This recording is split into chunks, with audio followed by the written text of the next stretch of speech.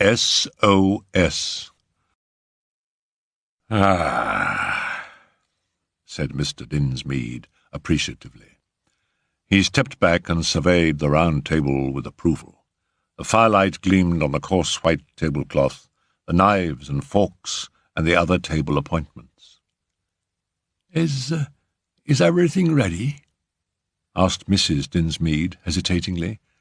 She was a little faded woman with colourless face, meagre hair scraped back from her forehead, and a perpetually nervous manner. "Everything's ready," said her husband with a kind of ferocious geniality. He was a big man with stooping shoulders and a broad red face. He had little pig's eyes that twinkled under his bushy brows, and a big jowl devoid of hair. "Lemonade?" suggested Mrs. Dinsmead, almost in a whisper. Her husband shook his head. "Tea. Much better in every way. Look at the weather, streaming and blowing. A nice cup of hot tea is what's needed for supper on an evening like this." He winked facetiously, then fell to surveying the table again. "A good dish of eggs, cold corned beef, and bread and cheese. That's my order for supper. So come along, get it ready, Mother. Charlotte's in the kitchen, waiting to give you a hand." Mrs. Dinsmead rose, carefully winding up the ball of her knitting. "She's grown a very good-looking girl," she murmured. "Sweetly pretty, I say." "Ah," said Mr. Dinsmead, "the mortal image of her ma. So go along with you, and don't let's waste any more time." He strolled about the room, humming to himself for a minute or two. Once he approached the window and looked out. "Wild weather," he murmured to himself. "Not much likelihood of our having visitors tonight." Then he, too, left the room. About 10 minutes later, Mrs. Dinsmead entered, bearing a dish of fried eggs. Her 2 daughters followed, bringing in the rest of the provisions. Mr. Dinsmead and his son Johnny brought up the rear. The former seated himself at the head of the table. "And for what we are to receive, etc., he remarked humorously, "and blessings on the man who first thought of tinned foods. What would we do, I should like to know, miles from anywhere, if we hadn't a tin now and then to fall back upon when the butcher forgets his weekly call?" He proceeded to carve corned beef dexterously. "I wonder who ever thought of building a house like this, miles from anywhere," said his daughter Magdalene pettishly. "We never see a soul." "No," said her father, "never a soul." "I can't think what made you take it, father," said Charlotte. "Can't you, my girl? Well, I had my reasons. His eyes sought his wife's furtively, but she frowned. "And haunted, too," said Charlotte. "I wouldn't sleep alone here for anything." "Pack of nonsense," cried her father. "Never seen anything, have you? Come now." "Not seen anything, perhaps, but—" "But what?" Charlotte did not reply, but she shivered a little. A great surge of rain came driving against the window-pane, and Mrs. Dinsmead dropped a spoon with a tinkle on the tray. "Not nervous, are you, Mother?" said Mr. Dinsmead. "It's a wild night after all. Don't you worry, we're safe here by our fireside, and not a soul from outside likely to disturb us. Why, it'd be a miracle if anyone did, and miracles don't happen. No," he added as though to himself with a kind of peculiar satisfaction, "miracles don't happen." As the words left his lips, there came a sudden knocking at the door. Mr. Dinsmead stayed as though petrified. "Whatever's that?" he muttered. His jaw fell. Mrs. Dinsmead gave a little whimpering cry and pulled her shawl up round her. The colour came into Magdalen's face, and she leant forward and spoke to her father. "The miracle has happened," she said. "You'd better go and let whoever it is in." 20 minutes earlier, Mortimer Cleveland had stood in the driving rain and mist surveying his car. It was really cursed bad luck. 2 punctures within 10 minutes of each other, and here he was, stranded miles from anywhere, in the midst of these bare Wiltshire downs, with night coming on and no prospect of shelter. Serve him right for trying to take a short cut. If only he had stuck to the main road. Now he was lost on what seemed a mere cart track, and no idea if there were even a village anywhere near. He looked round him perplexedly, and his eye was caught by a gleam of light on the hillside above him. A second later the mist obscured it once more, but waiting patiently he presently got a second glimpse of it. After a moment's cogitation, he left the car and struck up the side of the hill. Soon he was out of the mist, and he recognized the light as shining from the lighted window of a small cottage. Here, at any rate, was shelter. Mortimer Cleveland quickened his pace, bending his head to meet the furious onslaught of wind and rain, which seemed to be trying its best to drive him back. Cleveland was, in his own way, something of a celebrity, though doubtless the majority of folks would have displayed complete ignorance of his name and achievements. He was an authority on mental science, and had written 2 excellent textbooks on the subconscious. He was also a member of the Psychical Research Society, and a student of the occult in so far as it affected his own conclusions and line of research. He was by nature peculiarly susceptible to atmosphere, and by deliberate training he had increased his own natural gift. When he had at last reached the cottage and rapped the door, he was conscious of an excitement, a quickening of interest, as though all his faculties had suddenly been sharpened. The murmur of voices within had been plainly audible to him. Upon his knock there came a sudden silence, then the sound of a chair being pushed back along the floor. In another minute the door was flung open by a boy of about 15. Cleveland looked straight over his shoulder upon the scene within. It reminded him of an interior by some Dutch master, a round table spread for a meal, a family party sitting round it, 1 or 2 flickering candles, and the firelight's glow over all. The father, a big man, sat one side of the table. A little grey woman with a frightened face sat opposite him. Facing the door, looking straight at Cleveland, was a girl. Her startled eyes looked straight into his. Her hand, with a cup in it, was arrested halfway to her lips.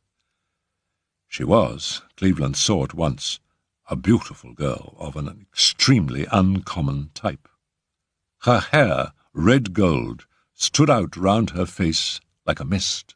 Her eyes, very far apart, were a pure grey.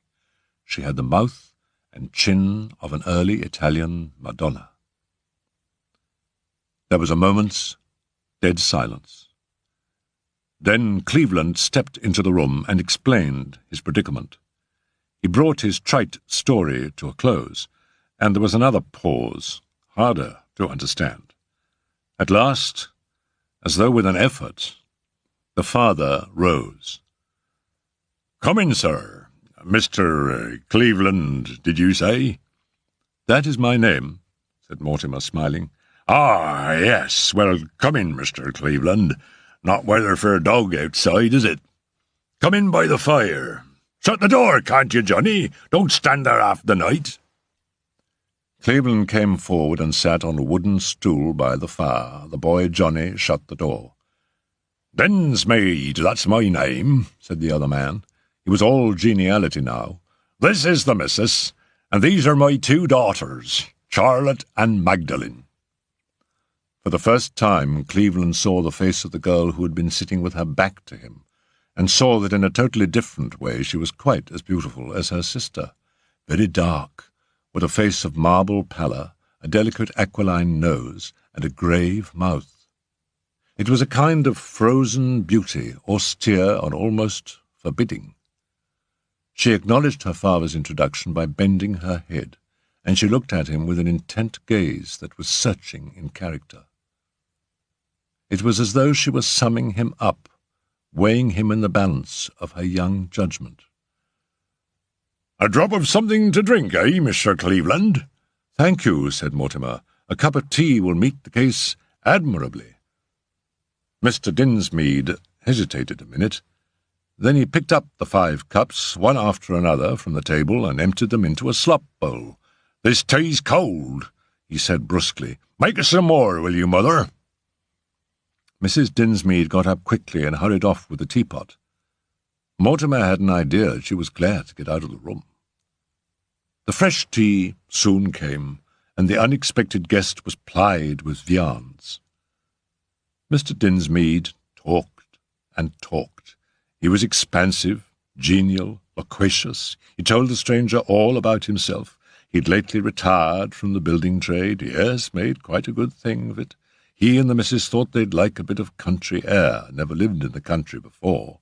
Wrong time of year to choose, of course, October and November, but they didn't want to wait. Life's uncertain, you know, sir. So they had taken this cottage, 8 miles from anywhere and 19 miles from anything you could call a town. No, they didn't complain. The girls found it a bit dull, but he and Mother enjoyed the quiet. So he talked on, leaving Mortimer almost hypnotized by the easy flow. Nothing here, surely, but rather commonplace domesticity. And yet, at that first glimpse of the interior, he had diagnosed something else, some tension, some strain emanating from one of those 5 people. He didn't know which. Mere foolishness. His nerves were all awry. They were all startled by his sudden appearance, that was all. He broached the question of a night's lodging, and was met with a ready response. "You'll have to stop with us, Mr. Cleveland. Nothing else for miles around. We can give you a bedroom, and though my pyjamas may be a bit roomy, why, they're better than nothing, and your own clothes will be dry by morning."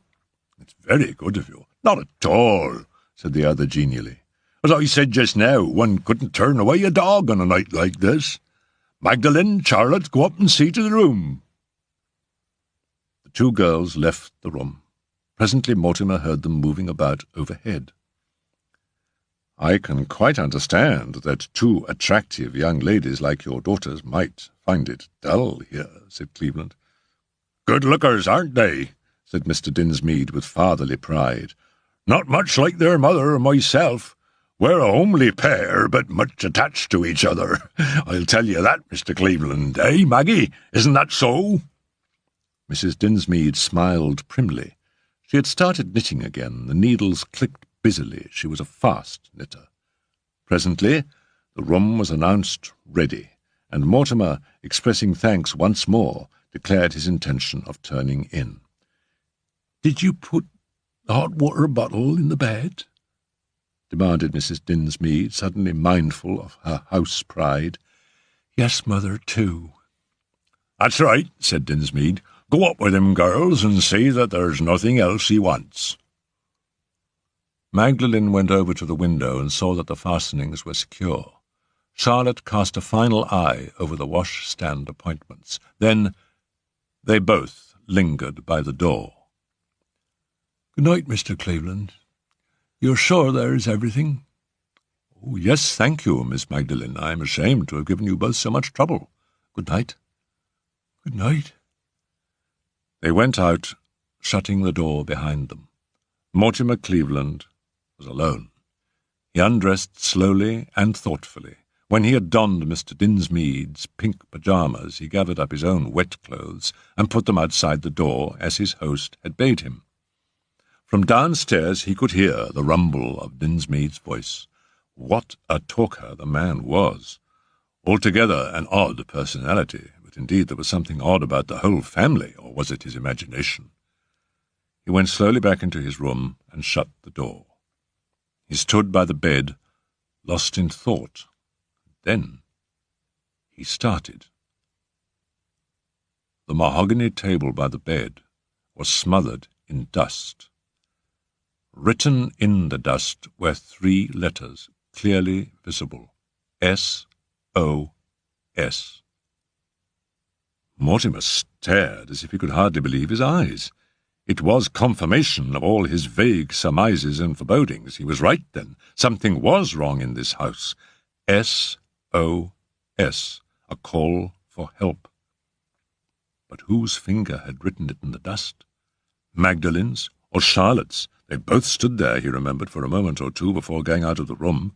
Whose hand had secretly dropped to the table and traced out those 3 letters? The faces of the 2 girls came up before him. Magdalen's, dark and aloof, and Charlotte's, as he had seen it first, wide-eyed, startled, with an unfathomable something in her glance. He went again to the door and opened it. The boom of Mr. Dinsmead's voice was no longer to be heard. The house was silent. He thought to himself, I can do nothing tonight. Tomorrow, well, we shall see. Cleveland woke early. He went down through the living room and out into the garden. The morning was fresh and beautiful after the rain. Someone else was up early, too. At the bottom of the garden, Charlotte was leaning on the fence, staring out over the downs. His pulse quickened a little as he went down to join her. All along he had been secretly convinced that it was Charlotte who had written the message. As he came up to her, she turned and wished him good morning. Her eyes were direct and childlike, with no hint of a secret understanding in them. A very good morning, said Mortimer, smiling. The weather this morning is a contrast to last night. It is indeed. Mortimer broke off a twig from a tree nearby. With it he began idly to draw on the smooth, sandy patch at his feet. He traced an S, then an O, then an S, watching the girl narrowly as he did so, but again he could detect no gleam of comprehension. Do you know what these letters represent? He said abruptly. Charlotte frowned a little. Aren't they what boats, liners, send out when they are in distress? She asked. Mortimer nodded. Someone wrote that on the table by my bed last night, he said quietly. I thought perhaps you might have done so. She looked at him in wide-eyed astonishment. I? Oh, no. He was wrong, then. A sharp pang of disappointment shot through him. He had been so sure, so sure. It was not often that his intuitions led him astray. You are quite certain? He persisted. Oh, yes. They turned and went slowly together towards the house. Charlotte seemed preoccupied about something. She replied at random to the few observations he made. Suddenly she burst out in a low, hurried voice. It's odd you're asking about those letters, SOS. I didn't write them, of course, but I so easily might have done.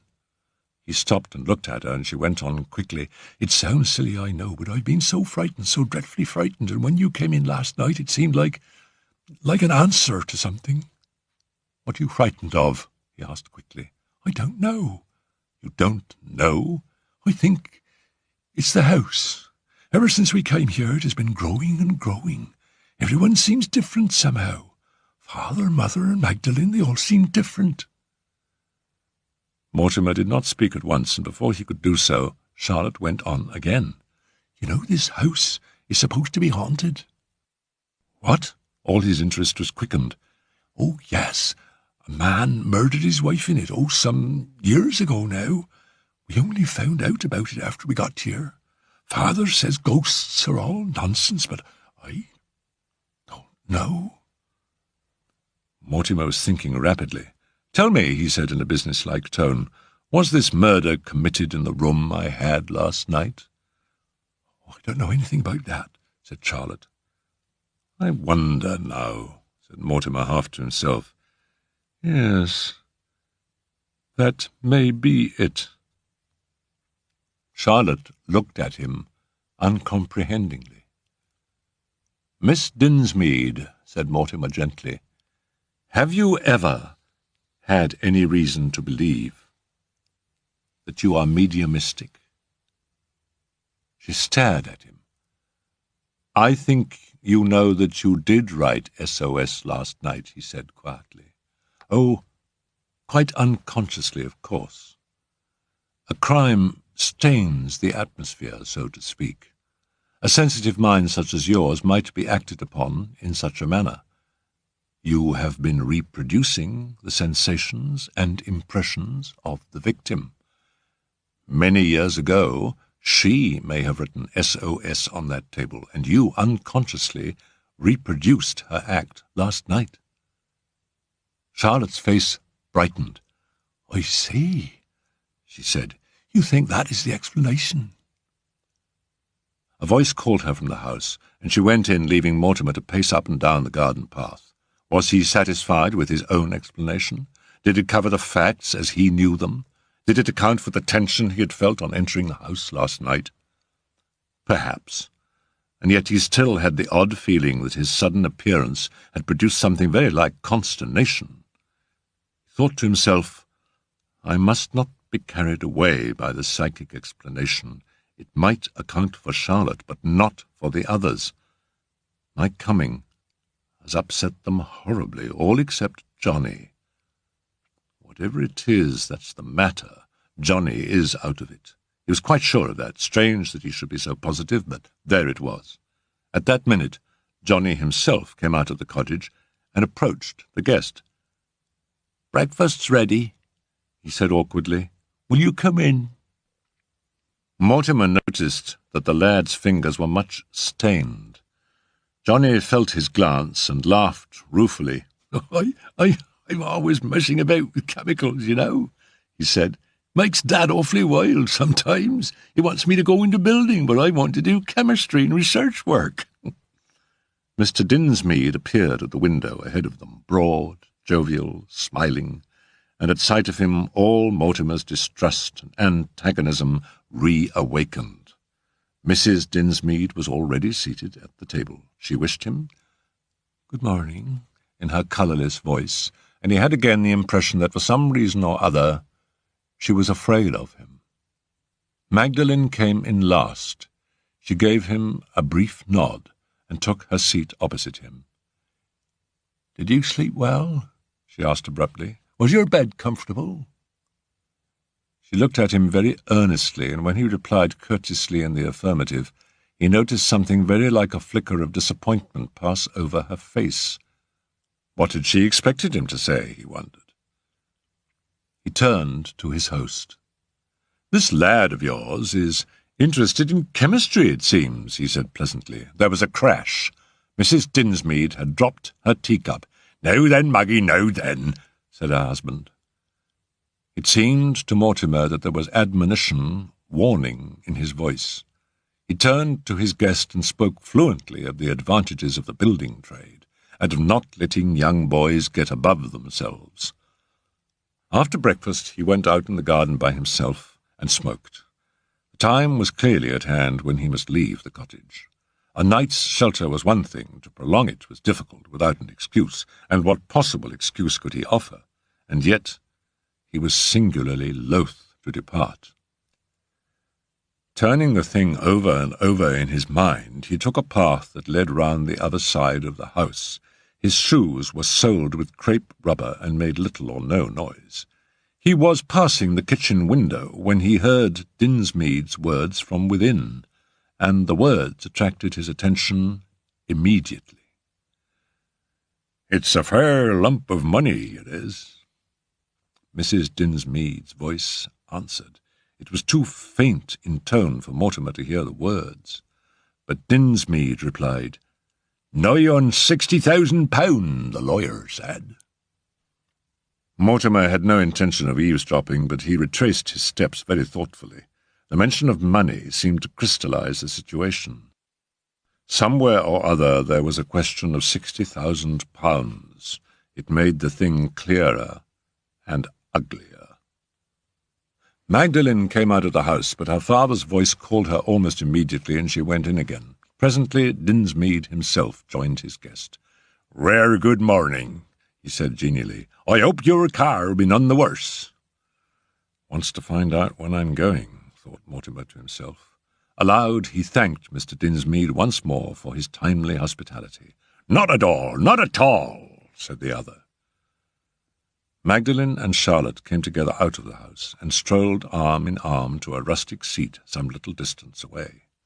The dark head and the golden one made a pleasant contrast together, and on an impulse Mortimer said, "Your daughters are very unlike, Mr. Dinsmead." The other, who was just lighting his pipe, gave a sharp jerk of the wrist and dropped the match. "Do you think so?" he asked. "Yes, well, I suppose they are." Mortimer had a flash of intuition. "But of course, they are not both your daughters," he said smoothly. He saw Dinsmead look at him, hesitate for a moment, and then make up his mind. "That's very clever of you, sir," he said. "No, one of them is a foundling. We took her in as a baby, and we have brought her up as our own. She herself has not the least idea of the truth, but you'll have to know soon." He sighed. "A question of inheritance?" suggested Mortimer quietly. The other flashed a suspicious look at him. Then he seemed to decide that frankness was best. His manner became almost aggressively frank and open. "It's odd that you should say that, sir." "A case of telepathy, eh?" said Mortimer, and smiled. "It's like this, sir. We took her in to oblige the mother, for a consideration, as at the time I was just starting in the building trade. A few months ago, I noticed an advertisement in the papers, and it seemed to me that the child in question must be our Magdalene. I went to see the lawyers, and there's been a lot of talk, one way and another. They were suspicious. Naturally, as you might say, but everything's cleared up now. I'm taking the girl herself to London next week. She doesn't know anything about it so far. Her father, it seems, was one of those rich Jewish gentlemen. He only learned of the child's existence a few months before his death. He set agents on to try and trace her, and left all his money to her when she should be found." Mortimer listened with close attention. He had no reason to doubt Mr. Dinsmead's story. It explained Magdalene's dark beauty, explained, too, perhaps, her aloof manner. Nevertheless, though the story itself might be true, something lay behind it, undivulged. But Mortimer had no intention of rousing the other's suspicions. Instead, he must go out of his way to allay them. "A very interesting story, Mr. Dinsmead," he said. "I congratulate Miss Magdalene, an heiress and a beauty. She has a great time ahead of her." "She has that," agreed her father warmly. "And she's a rare good girl, too, Mr. Cleveland." There was every evidence of hearty warmth in his manner. "Well," said Mortimer, "I must be pushing along now, I suppose. I've got to thank you once more, Mr. Dinsmead, for your singularly well-timed hospitality." Accompanied by his host, he went into the house to bid farewell to Mrs. Dinsmead. She was standing by the window with her back to them, and didn't hear them enter. At her husband's jovial, "Here's Mr. Cleveland, come to say good-bye," she started nervously and swung round, dropping something which she held in her hand. Mortimer picked it up for her. It was a miniature of Charlotte, done in the style of some 25 years ago. Mortimer repeated to her the thanks he had already proffered to her husband. He noticed again her look of fear and the furtive glances that she shot at him from beneath her eyelids. The two girls were not in evidence, but it was not part of Mortimer's policy to seem anxious to see them. Also, he had his own idea, which was shortly to prove correct. He'd gone about half a mile from the house on his way down to where he'd left the car the night before, when the bushes on the side of the path were thrust aside, and Magdalene came out on the track ahead of him. "I had to see you," she said. "I expected you," said Mortimer. "It was you who wrote SOS on the table in my room last night, wasn't it?" Magdalene nodded. "Why?" asked Mortimer gently. The girl turned aside and began pulling off leaves from a bush. "I don't know," she said. "Honestly, I don't know." "Tell me," said Mortimer. Magdalene drew a deep breath. "I'm a practical person," she said. "Not the kind of person who imagines things or fancies them. You, I know, believe in ghosts and spirits. I don't. When I tell you that there is something very wrong in that house," she pointed up the hill, "I mean that there is something tangibly wrong. It's not just an echo of the past. It's been coming on ever since we've been there. Every day it grows worse. Father is different, mother is different, Charlotte is different." Mortimer interposed. "Is Johnny different?" he asked. Magdalene looked at him, a dawning appreciation in her eyes. "No," she said. "Now I come to think of it, Johnny is not different. He's the only one who's untouched by it all. He was untouched last night at tea." "And you?" asked Mortimer. "I was afraid, horribly afraid, just like a child, without knowing what it was I was afraid of. And Father was queer, there's no other word for it, queer. He talked about miracles. And then I prayed, actually prayed for a miracle, and you knocked on the door." She stopped abruptly, staring at him. "I seem mad to you, I suppose," she said defiantly. "No," said Mortimer. "On the contrary, you seem extremely sane. All sane people have a premonition of danger if it is near them." "You don't understand," said Magdalen. "I was not afraid for myself." "For whom, then?" But again Magdalen shook her head in a puzzled fashion. "I don't know." She went on, "I wrote SOS on an impulse. I had an idea, absurd no doubt, that they would not let me speak to you, the rest of them I mean. I don't know what it was I meant to ask you to do. I don't know now." "Never mind," said Mortimer. "I shall do it." "What can you do?" Mortimer smiled a little. "I can think." She looked at him doubtfully. "Yes," said Mortimer, "a lot can be done that way, more than you would ever believe. Tell me, was there any chance word or phrase that attracted your attention just before the meal last evening?" Magdalen frowned. "I don't think so," she said. "At least I heard Father say something to Mother about Charlotte being the living image of her, and he laughed in a very queer way, but there's nothing odd in that, is there?" "No," said Mortimer slowly, "except that Charlotte is not like your mother." He remained lost in thought for a minute or two, then looked up to find Magdalen watching him uncertainly. "Go home, child," he said, "and don't worry. Leave it in my hands." She went obediently up the path towards the cottage. Mortimer strolled on a little further, then threw himself down on the green turf. He closed his eyes, detached himself from conscious thought or effort, and let a series of pictures flit at will across his mind. Johnny. He always came back to Johnny. Johnny, completely innocent, utterly free from all the network of suspicion and intrigue, but nevertheless the pivot round which everything turned. He remembered the crash of Mrs. Dinsmead's cup on her saucer at breakfast that morning. What had caused her agitation? A chance reference on his part to the lad's fondness for chemicals? At the moment, he had not been conscious of Mr. Dinsmead, but he saw him now clearly as he sat, his teacup poised halfway to his lips. That took him back to Charlotte, as he had seen her when the door opened last night. She had sat staring at him over the rim of her teacup, and swiftly on that followed another memory. Mr. Dinsmead emptying teacups one after the other and saying, "This tea is cold." He remembered the steam that went up. Surely the tea had not been so very cold after all. Something began to stir in his brain. A memory of something read not so very long ago, within a month perhaps, some account of a whole family poisoned by a lad's carelessness. A packet of arsenic left in the larder had all dripped through onto the bread below. He had read it in the paper. Probably Mr. Dinsmead had read it too. Things began to grow clearer. Half an hour later, Mortimer Cleveland rose briskly to his feet. It was evening once more in the cottage. The eggs were poached tonight, and there was a tin of brawn. Presently Mrs. Dinsmead came in from the kitchen bearing the big teapot.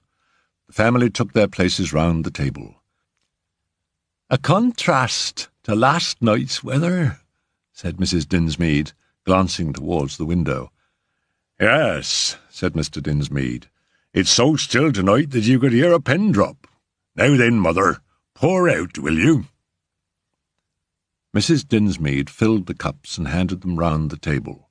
Then, as she put the teapot down, she gave a sudden little cry and pressed her hand to her heart. Mr. Dinsmead swung round his chair, following the direction of her terrified eyes. Mortimer Cleveland was standing in the doorway. He came forward. His manner was pleasant and apologetic. "I'm afraid I startled you," he said. "I had to come back for something." "Back for something?" cried Mr. Dinsmead. His face was purple, his veins swelling. "Back for what, I should like to know?"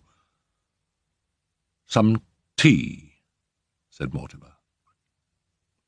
With a swift gesture he took something from his pocket, and taking up one of the teacups from the table, emptied some of its contents into a little test tube he held in his left hand. "Wow, what are you doing?" gasped Mr. Dinsmead. His face had gone chalky white, the purple dying out as if by magic. Mrs. Dinsmead gave a thin, high, frightened cry. "You read the papers, I think, Mr. Dinsmead. I'm sure you do. Sometimes one reads accounts of a whole family being poisoned. Some of them recover, some do not. In this case, one would not. The first explanation would be the tinned brawn you were eating, but supposing the doctor to be a suspicious man, not easily taken in by the tinned food theory. There is a packet of arsenic in your larder. On the shelf below is a packet of tea. There is a convenient hole in the top shelf. What more natural to suppose, then, that the arsenic found its way into the tea by accident? Your son Johnny might be blamed for carelessness. Nothing more." I don't know what you mean," gasped Dinsmead. "I think you do." Mortimer took up a second teacup and filled a second test tube. He fixed a red label to one and a blue label to the other. "The red-labelled one," he said, "contains tea from your daughter Charlotte's cup. The other from your daughter Magdalen's. I am prepared to swear that in the first I shall find 4 or 5 times the amount of arsenic than in the latter." "You're mad," said Dinsmead. "Oh, dear me, no, I am nothing of the kind. You told me today, Mr. Dinsmead, that Magdalen is your daughter. Charlotte was the child you adopted, the child who was so like her mother that when I held a miniature of that mother in my hand today, I mistook it for one of Charlotte herself. Your own daughter was to inherit the fortune, and since it might be impossible to keep your supposed daughter, Charlotte, out of sight, and someone who knew the mother might have realized the truth of the resemblance, you decided on, well, a pinch of white arsenic at the bottom of a teacup." Mrs. Dinsmead gave a sudden, high cackle, rocking herself to and fro in violent hysterics. "Tea!" she squeaked. "That's what he said. Tea, not lemonade." "Hold your tongue, can't you?"